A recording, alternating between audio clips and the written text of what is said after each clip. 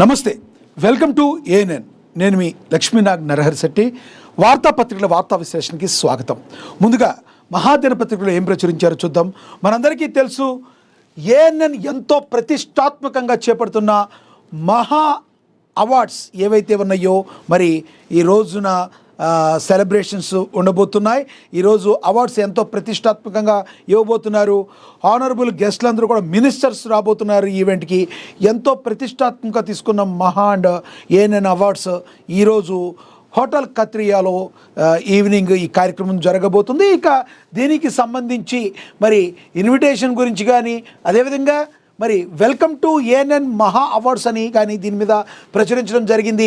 మనకి తెలుసు, ఏఎన్ఎన్ మహాపత్రిక, బిజినెస్, భక్తి, ఏఎన్ఎన్ హెల్త్, అలాగే automobile channel and entertainment, technology, విద్య, అలాగే మాస్టర్ చెఫ్, అలాగే తెలుగు, ఏఎన్ఎన్ తెలుగు, ఇలా అనేక రకాలుగా శాఖోపశాఖలుగా విస్తరించి అన్నీ కూడా మరి అందరికీ అందుబాటులో ఉండి ఎవరికి ఏది కావాలన్నా కూడా అన్నిటికీ అవైలబిలిటీగా ఉండడానికి ఉంటుంది. ఏఎన్ఎన్ అనే దానికి ఉదాహరణ మనం దీన్ని తెలుసుకోవచ్చు. ఇక ఈ అవార్డ్స్ ఎంతో గ్రాండ్గా ఈరోజు జరగబోతుంది. దీనికి సంబంధించి మరి ఎవరెవరు రాబోతున్నారు అనే దానికి కూడా మరి ఇక్కడ ప్రచురించారు, మనం చూడొచ్చు. అలాగే ఇక్కడ కిషన్ రెడ్డి, మినిస్టర్ ఆఫ్ మరి mines of India, and Bandaru Dattatreya, former governor, ఇక దామోదర రాజనరసింహ, అలాగే జూపల్లి కృష్ణారావు అందరూ కూడా మరి మంత్రులు అందరూ కూడా రావటం జరుగుతుంది. వీళ్ళ చేతుల మీదుగా గ్రాండ్గా ఈ యొక్క ఏఎన్ఎన్ అవార్డ్స్ అనేది ఇవ్వబోతున్నారు. ఇక దీనికి సంబంధించి కంది మౌనా శ్రీనివాసరెడ్డి అండ్ కంది శ్రీనివాసరెడ్డి మరి Adilabad constituency in-charge Congress party, అలాగే కంది మౌనా శ్రీనివాసరెడ్డి అందరినీ కూడా వీరి భార్యాభర్తలందరినీ వీరిని ఆహ్వానం పలుకుతున్నారు. ఈ అవార్డ్స్కు సంబంధించి ఏం ప్రచురించారో ఒకసారి చదువుదాం. We warmly welcome all our esteemed guests, alage designated participants and well-wishers to this grand celebration of excellent talent and achievement. Today we gather to honor outstanding individuals whose hard work, dedication and passion have made a remarkable impact. The ANN Awards is a proud occasion to recognize success and inspire future achievements and celebrate the spirit of excellence. We sincerely thank everyone for being a part of the memorable event and extend our heartful welcome to all అని చెప్పి వీళ్ళు invite చేయడం జరిగింది. ఎవరైతే talent ఉన్నారో వాళ్ళందరికీ కూడా ANN awards ఇవ్వడం ఎంతో సంతోషకరంగా ఉందని కూడా ప్రచురించారు. మరి అతిరథ మహారథులు అందరూ కూడా ఈరోజు మరి ఈ యొక్క కార్యక్రమంలో పాల్గొబోతున్నారు. ఇక తదుపరి చూస్తే ఘనంగా హోమియోపతి డే అని మరి నాదుర్గల్లోని 373 ఎకరాల ప్రభుత్వ భూమిని కాపాడాలని అడిషనల్ కలెక్టర్ చంద్రారెడ్డికి బీఆర్ఎస్ ఎమ్మెల్యేలు ఫిర్యాదు చేశారని కూడా ప్రచురించారు. ఇక అదేవిధంగా చూసుకుంటే లింగాపూర్ గ్రామంలో అభివృద్ధి పరుగులు, సర్పంచ్ గుగులోతు మంగకు ప్రజల ప్రశంసలు, అదేవిధంగా సెలవుల్లో జాగ్రత్త, ప్రాణాలతో చెలగాటం వద్దు అని చెప్పి మరి బోర్గంపాడులో SHO హెచ్చరిక తెలియజేశారని కూడా ప్రచురించారు. ఇక దీనికి సంబంధించి చూద్దాం. ఘనంగా హోమియోపతి డే. ఆదిలాబాద్లో హోమియోపతి పితామహుడు డాక్టర్ శ్యామలు హనేమాన్ 271వ జయంతి పురస్కరించుకొని ప్రపంచ హోమియోపతి దినోత్సవాన్ని అత్యంత ఘనంగా నిర్వహించారు. అక్కడ శుక్రవారం హమాలీవాడలోని అర్బన్ PSCలో నిర్వహించిన కార్యక్రమానికి జిల్లా కలెక్టర్ రాజశ్రీ షాతో కలిసి మున్సిపల్ చైర్పర్సన్ బండారి అనుష సతీష్ ముఖ్య అతిథిగా హాజరయ్యారు. ఈ సందర్భంగా శ్యాముల్ హనేమాన్ చిత్రపటానికి పూజలు చేసి జ్యోతి ప్రజ్వలనతో మెగా వైద్య శిబిరాన్ని ప్రారంభించారు.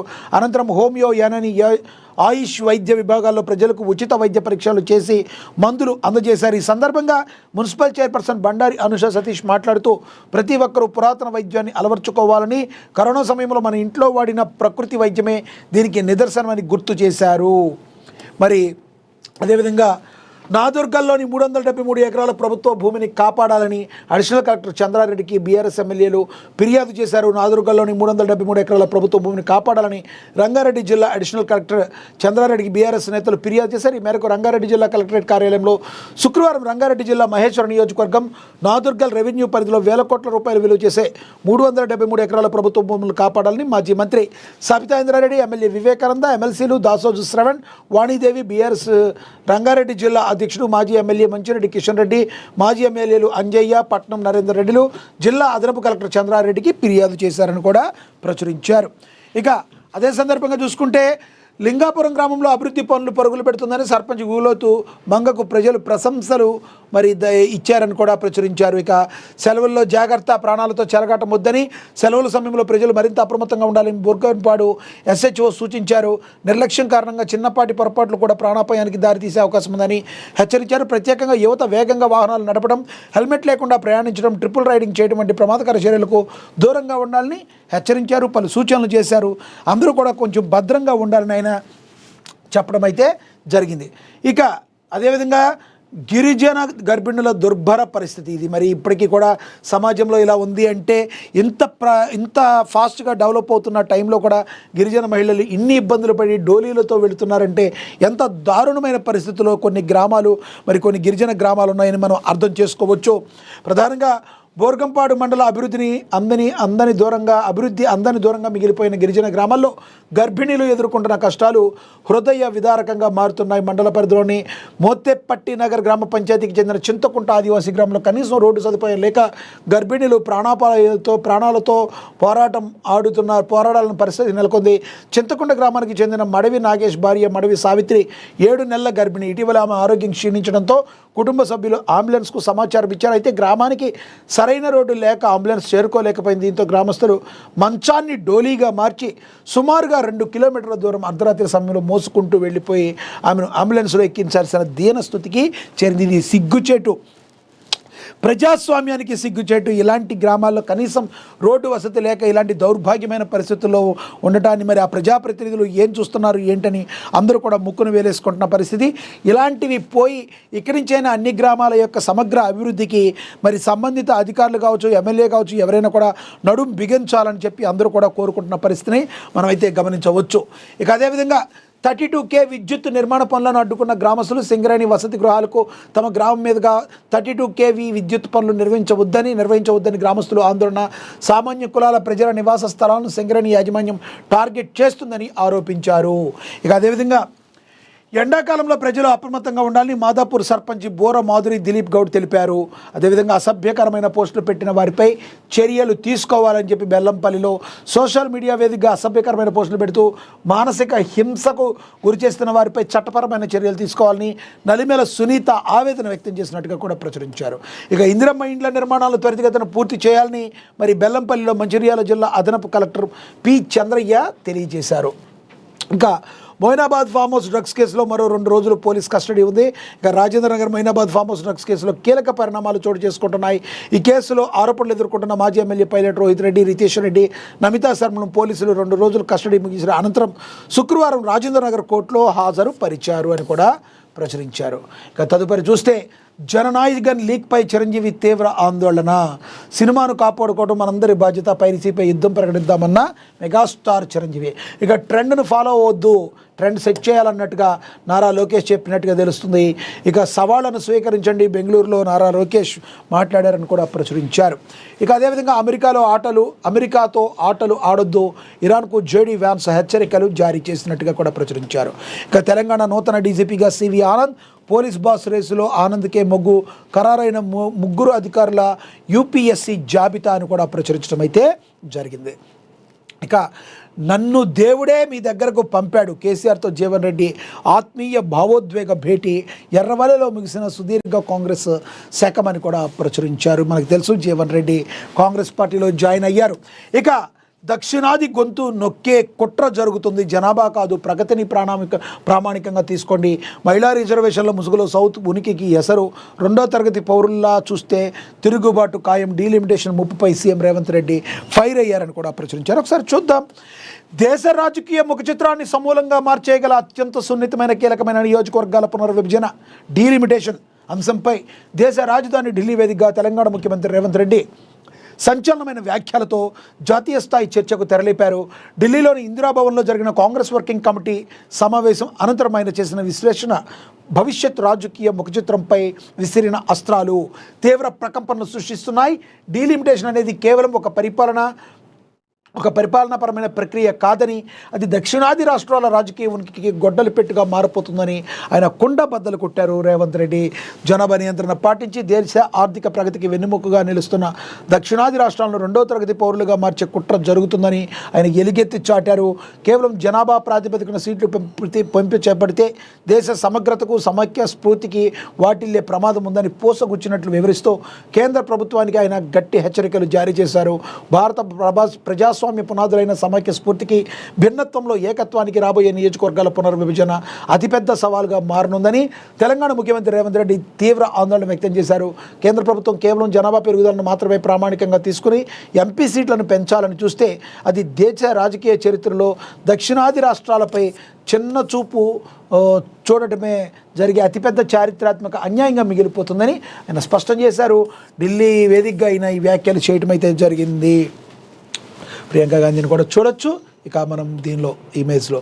ఇక తదుపరి చూస్తే తెలంగాణ నూతన డీజీపీగా సివి ఆనంద్. పోలీస్ బాస్ రేసులో ఆనంద్కే మొగ్గు ఖరారైన ముగ్గురు అధికారులు మరి యూపీఎస్సీ జాబితా విడుదల అవుతుంది. తెలంగాణ పోలీసు విభాగానికి నూతన సారథి ఎంపిక ప్రక్రియ తుది దశకు చేరుకుంది. దాదాపుగా కొత్త రాష్ట్ర డీజీపీగా 1991 బ్యాచ్కు చెందిన సీనియర్ ఐపీఎస్ అధికారి సివి ఆనంద్ పేరు దాదాపుగా ఖరారైనట్లుగా తెలుస్తుంది.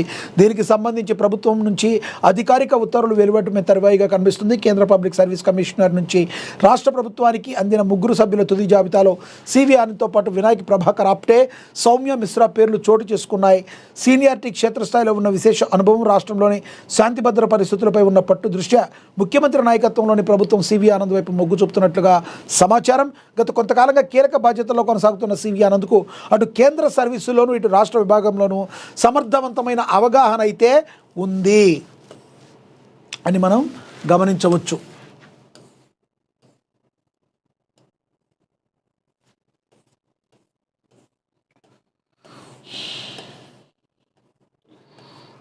అధికారికంగా మరి గుర్తింపు ఉంది. యూపీఎస్సీ నిబంధనల ప్రకారం రాష్ట్రం పంపిన అధికారుల జాబితాను పరిశీలించి అందులో అత్యంత అర్హులైన ముగ్గురు అధికారులతో కూడిన ప్యానల్ను కమిషన్ తిరిగి రాష్ట్రానికి పంపింది.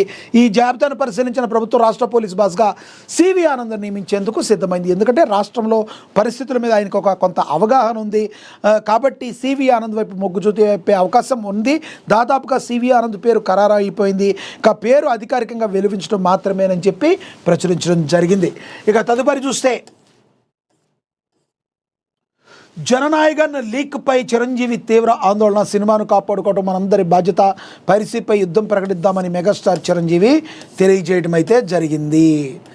ఇక సినీ పరిశ్రమ పైరసీబోతు మరోసారి వణికెత్తిస్తుంది.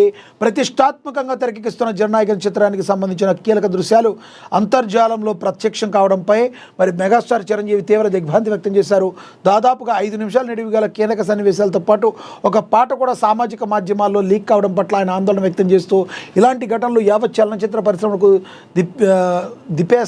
కుదిపేస్తాయని పేర్కొన్నారు. ఎంతోమంది కళాకారులు, సాంకేతిక నిపుణులు అహోరాత్రులు కష్టంతో రూపొందిన సినిమాను ఇలాంటి అక్రమ లీకేజీలు తీవ్రంగా దెబ్బతీస్తాయని, ఇది కేవలం ఒక చిత్రానికి సంబంధించిన సమస్య మాత్రమే కాదని అభిప్రాయపడ్డారు.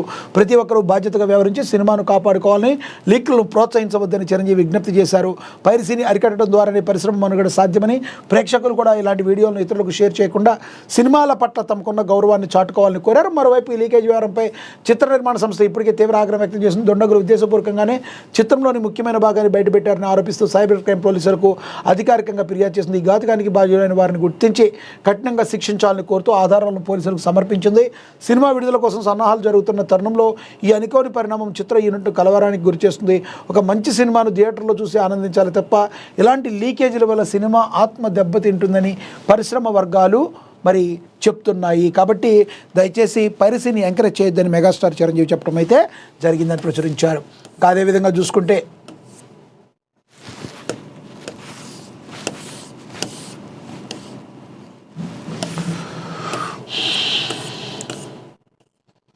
ట్రెండ్ను ఫాలో కావద్దు, సవాళ్లను స్వీకరించండి, బెంగళూరులో నారా లోకేష్ మాట్లాడినట్టుగా ప్రచురించారు.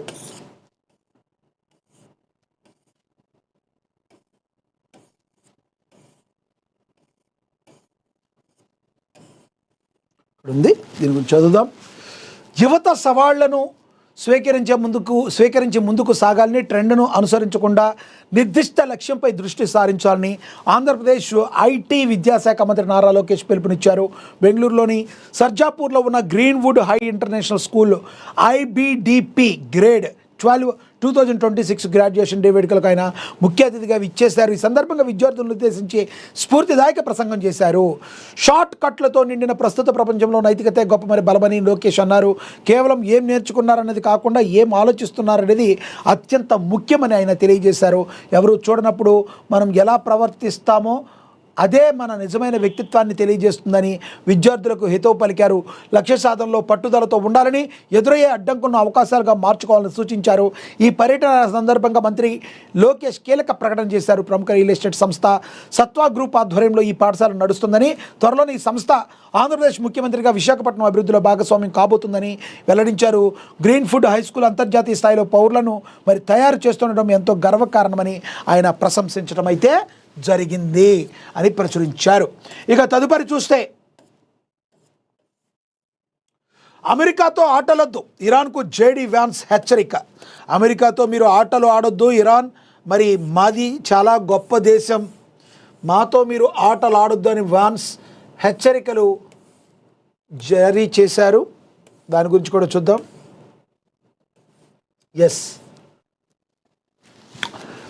ఇరాన్ ప్రభుత్వం తమతో ఆటలు ఆడకూడదని US ఉపాధ్యక్షుడు JD వ్యాన్స్ హెచ్చరించారు. టెహరాన్ చిత్తశుద్ధితో నిజాయితీగా చర్చలకు ముందుకు వస్తే తాము కూడా ఖచ్చితంగా స్నేహాస్తం అందిస్తామన్నారు. అలా కాకుండా తమతో ఇరాన్ ఆటలు ఆడాలని చూస్తే మాత్రం పరిస్థితులు వేరుగా ఉంటాయని హెచ్చరించారు. తమ చర్చల బృందం నుంచి వారికి ఏమాత్రం సానుకూల స్పందన లభించలేదని తేల్చి చెప్పారు. ఇరాన్ ఇప్పటివరకు తమ ప్రతినిధి బృందం వివరాలను ఇంకా గోప్యంగా ఉంచిన నేపథ్యంలో శుక్రవారం ఇస్లామాబాద్లో బయలుదేరుతూ వ్యాన్స్ కీలక వ్యాఖ్యలు చేశారు. దీంతో ఇస్లామాబాద్ వేదికగా జరుగుతున్న చర్చలపై సర్వత్రా ఉత్కంఠ అయితే నెలకొంది. కాబట్టి మీరు ఏదో చేద్దామని మనసులో ఏదో దురుద్దేశం పెట్టుకుని చేస్తే మీరు భారీ మూల్యం చెల్లించుకుంటారు. చర్చలకు మీరు వచ్చేటప్పుడు ఫ్రీ మైండ్గా ఉండి ఓపెన్ హార్టెడ్గా ఉంటే మాకు ఏ అభ్యంతరం లేదని JD వ్యాన్స్ అయితే చెప్పడం అయితే జరిగిందని కూడా ప్రచురించారు. ఇక తదుపరి, ప్రధాని మోడీ ప్రాణాలకు సుపారీ బేరం. మరి CIKU ఈమెయిల్ పంపిన కిలాడి 22 రోజుల్లో ప్రధాని ఖతం చేస్తామన్నారు. PMO రహస్యాలు లీక్, అమెరికా నిఘా సంస్థకే సవాల్ విసిన బీహార్ యువకుడు.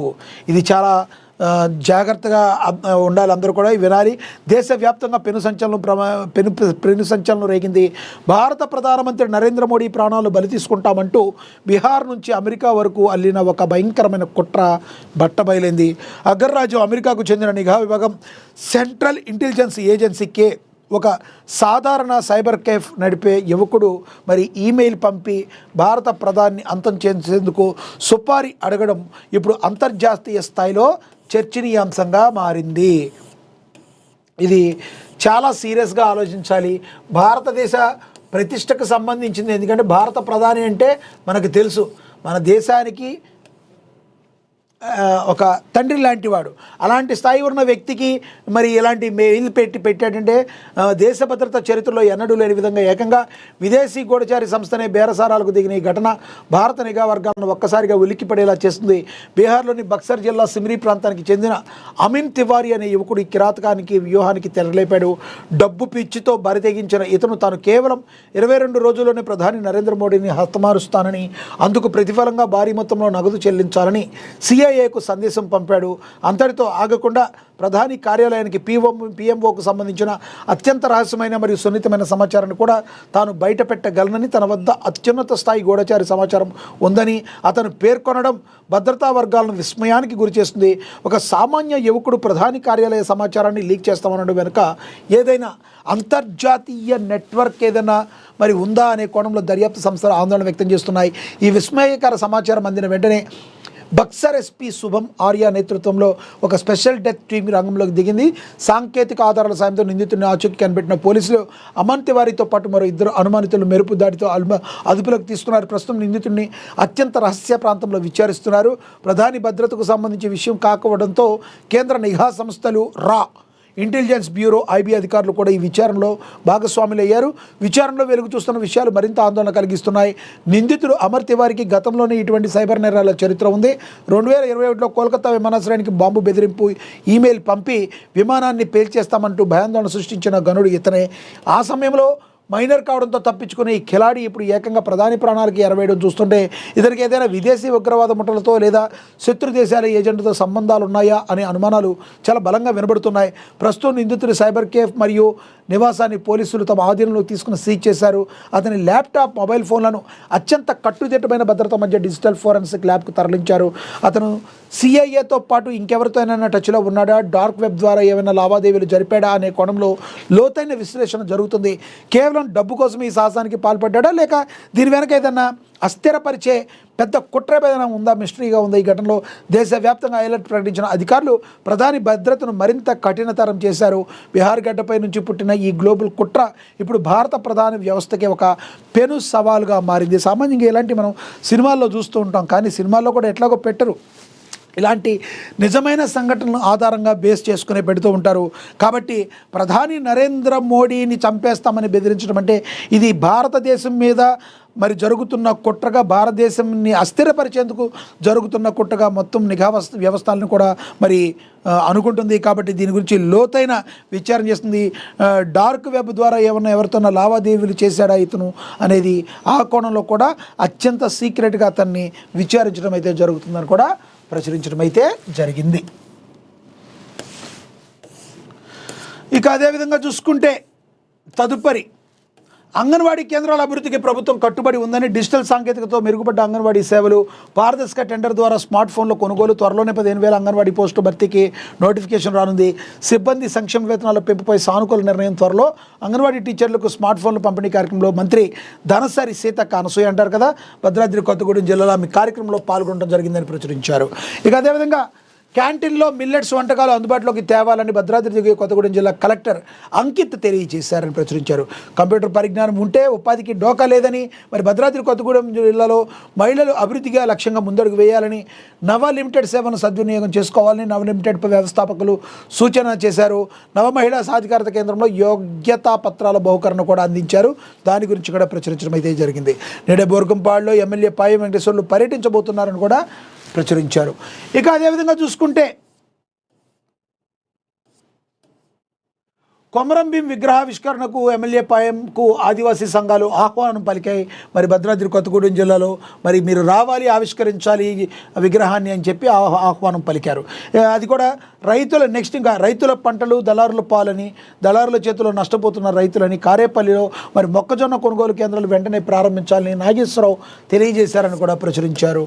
ఇక డిటియు క్యాలెండర్ ఆవిష్కరణ కూడా జరిగింది. మణుగూరులో ఉపాధ్యాయ సమస్యలపై పోరాటానికి నేతల సంకల్పం చేయాలని కూడా వీరు తెలియజేయడం అయితే జరిగింది. ఇక చర్లపల్లి జైల్లో కొత్త G+1 బ్యారక్ ప్రారంభం కాబోతుంది. అదనంగా 108 మంది ఖైదీలకు ఇందులో వసతి కలగబోతుందని కూడా ప్రచురించారు.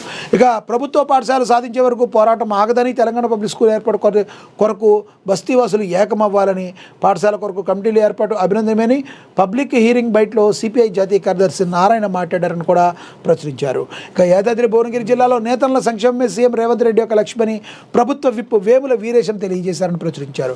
ఇక సంగమేశ్వర మందిరంలో దత్తాత్రేయ విగ్రహ ప్రతిష్టాప ఉత్సవాలు, సామూహిక కళాశాల ఊరేగింపు, సదాశివపేటలో ఆలయ కమిటీ భజన భక్త బృందం కూడా తెలియజేసిందని కూడా ప్రచురించారు.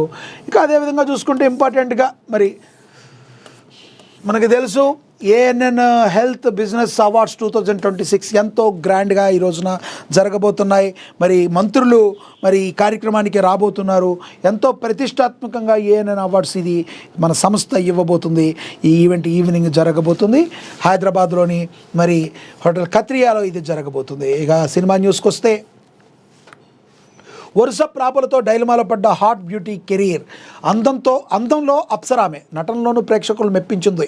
బాలీవుడ్ నుంచి టాలీవుడ్కి వచ్చింది, తక్కువ సమయంలోనే స్టార్గా మారింది. Hot beauty Nidhi Agarwal Munna Michael సినిమాతో బాలీవుడ్లో అడుగుపెట్టింది. ఆ తర్వాత తెలుగులో సవ్యసాచి సినిమాతో టాలీవుడ్లోకి ఎంట్రీ ఇచ్చింది. ఆ తర్వాత బ్యాక్ టు బ్యాక్ సినిమాలు చేస్తుంది మిస్టర్ మజ్ను. ఆ తర్వాత ఇస్మార్ట్ శంకర్ సినిమాతో హిట్ అందుకుంది. కానీ ఈ సినిమాల తన అందంతో ఆకట్టుకుంది. సవ్యసాచి, మిస్టర్ మజ్ను, ఇస్మార్ట్ శంకర్ హీరో సినిమాలు చేసింది. కానీ ఈ సినిమాలో ఒకే ఒక్క సినిమా హిట్ అయింది. ఇటీవలే పవన్ కళ్యాణ్ నటించిన హరిహర విరమల సినిమాలు నటించింది. దీంతో ఎమ్మడి దశ తిరిగిపోతుందని అందరూ అనుకున్నారు. కానీ భారీ అంచనాల మధ్య విడుదలైన ఈ సినిమా ఆశించిన స్థాయిలో విజయాన్ని అందుకోలేదు. దీంతో ప్రభాస్ సినిమాలో ఆశలు పెట్టుకుంది. రాజాసాబ్ సినిమాలో హీరోయిన్గా చేసింది. ఈ సినిమా కూడా నిధి అగర్వాల్కి సక్సెస్ ఇవ్వలేకపోయింది. దీంతో హాట్ బ్యూటీ కెరీర్ డైలమాలో పడింది అని చెప్పి నిధి అగర్వాల్ గురించి మరి ప్రచురించడం జరిగింది. ఇక తర్వాత చూసుకుంటే సాలిడ్ హిట్ కోసం ఎదురు చూస్తున్న అందాల ఆషికా అని కళ్యాణ్ రామ్ హీరోగా నటించిన అమిగోస్ అనే సినిమాతో టాలీవుడ్కు పరిచయమైంది ముద్దుగుమ్మ ఆషికా రంగనాథన్. తొలి సినిమాతోనే తన అందంతో అభినయంతో ప్రేక్షకులను కట్టిపడేసింది. సినిమా విజయం సాధించకపోయినా ఈ అమ్మడికి మంచి మార్కులు పడ్డాయి. ఆ తర్వాత కింగ్ నాగార్జునతో నాసామి రంగ సినిమాలో కూడా నటించింది. ఈ సినిమాలో తన నటనతో కట్టిపడేసింది మరి ఆషికా రంగనాథ్. ఈ సినిమా మోస్తరు విజయం సాధించింది. ఆ తర్వాత ఆషికా రంగనాథ్ ఆఫర్స్ పెరిగే ఈ క్రమంలోనే మాస్ మహారాజా, రవితేజ నటిస్తున్న భర్త మహాశైలకు విజ్ఞప్తి సినిమాలు నటించింది. ఈ సినిమాలో ఆషికా రంగనాథన్ గ్లామర్ రోల్లో కనిపించింది ఈ వైర్భము. కానీ సినిమా ఫ్లాప్ అయింది. ఆషికా రంగనాథన్ కూడా ఏమంతా కెరీర్ అంతా లేదన్నట్టుగా మరి ప్రచురించారు. ఇక మనందరికీ తెలిసిన హీరోయిన్ బంపర్ ఆఫర్ కొట్టేసిందంటే రకుల్. హీరోయిన్ రకుల్ ప్రీత్ సింగ్ తెలుగు సినిమా ప్రియులకు ప్రత్యేకంగా పరిచయం అవసరం లేని పేరు. తెలుగు, తమిళ భాషల్లో స్టార్ హీరోయిన్లు ఎన్నో సూపర్ హిట్ చిత్రాల్లో నటించిన ఈ అమ్ముడు ఇప్పుడు బాలీవుడ్ సినిమాలో బిజీగా ఉంటుంది. కొన్నాళ్ళ క్రితం బాలీవుడ్ నిర్మాత జాకీ భగ్నానీని పెళ్లి చేసుకున్న ఈ ముదుగుమ్మ ఇప్పుడు తెలుగు సినిమాలకు దూరంగా ఉంటుంది. ప్రస్తుతం అమ్ముడు బాలీవుడ్లో సినిమాలు చేస్తూ ప్రేక్షకులను ఆకట్టుకుంటుంది. అందరం ఇక ఈ బ్యూటీ సినిమాలు స్పీడ్ తగ్గించేసింది. అడపదడప సినిమాలు చేస్తూ ప్రేక్షకులను ఆకట్టుకుంటుంది చిన్నది. ఇదిలా ఉంటే ఇప్పుడు ఈ అందలబామ భారీ ఆఫర్ వచ్చిందట. భారీ బడ్జెట్ సినిమాలో ఎప్పుడు నటిస్తుంది. బాలీవుడ్లో తెరకెక్కనున్న రామాయణం సినిమాలో శూర్పణఖ పాత్రలో రకుల్ ప్రీత్ సింగ్ మరి నటించబోతున్నట్లుగా తెలుస్తుంది. ఇక ఈ రకంగా మనం చూసుకుంటే సో ఓవరాల్గా మనం చూసుకుంటే ఈరోజు ఇంపార్టెంట్ న్యూస్ ఏవైతే ఉన్నాయో వాటిని మనం చదివే ప్రయత్నం అయితే చేస్తాం. ఇక మనకు తెలుసు ప్రభుత్వానికి ప్రజల మధ్యగా వారధిగా ఉంటూ ఎప్పుడు కూడా నిష్పక్షపాతంగా మరి వార్తలను ప్రచురించే ఏకైక పత్రిక మహాదిన పత్రిక. ఇప్పుడే డౌన్లోడ్ చేసుకోండి. ఇది వాటి వార్తాపత్రికల వార్తా విశ్లేషణ. నమస్తే.